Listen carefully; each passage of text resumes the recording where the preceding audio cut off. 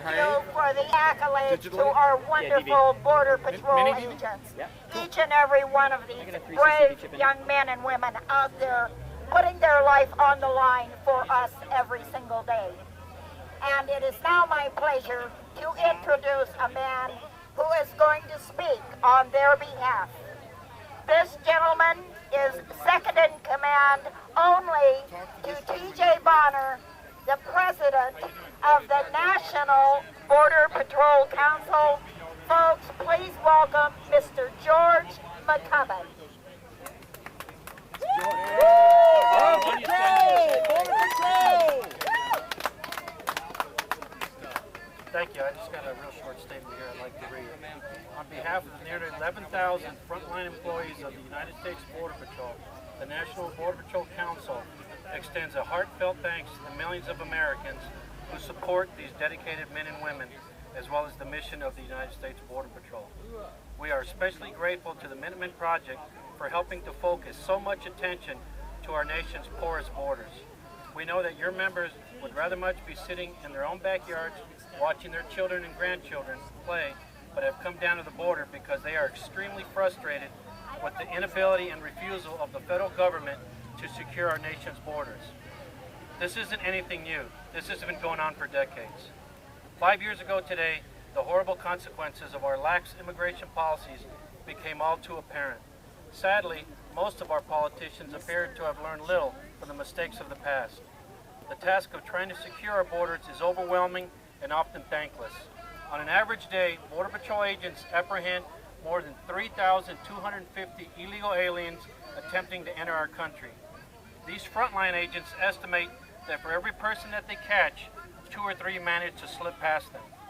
In other words, between 6,500 and 10,000 people successfully cross our borders illegally every day. This adds up to 2 or 3 million people a year. Although the overwhelming majority of them are primarily looking for work, a small percentage of them are seeking to commit crimes and do us harm.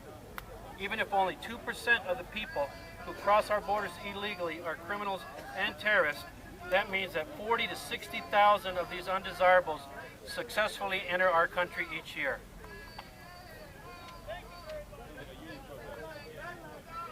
From the standpoint of national security, this is completely unacceptable.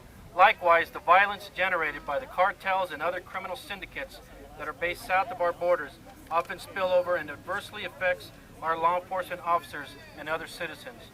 Nowhere is this more apparent than here in Laredo, Texas. In order to secure our borders and curtail illegal immigration, our government's enforcement strategy must change. We can no longer afford to ignore the reason that most people violate our immigration laws. The employment magnet must be turned off. Employers need to be provided with a simple means of determining who is authorized to work in this country, and those employers who choose to disregard or disobey the law must be swiftly and severely punished. If illegal aliens cannot find work in America, they will not come here. At the same time, that worksite enforcement is made a top priority. The size of the Border Patrol needs to be increased to at least 25,000 agents. Hallelujah. All of these agents need to be outfitted with proper equipment and supported by useful technology. Senseless administrative policies that make it difficult or impossible for them to do their job must be abandoned. The administration must ensure that Border Patrol agents are not prosecuted for acting within the scope of their authority.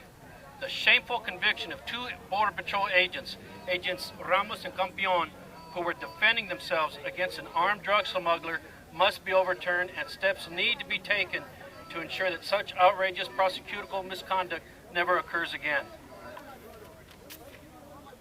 Border security must become more than a hollow slogan. If we fail to secure our borders soon, we will surely again face this terrible aftermath. Thank you. All right. Thank you. Well done, sir.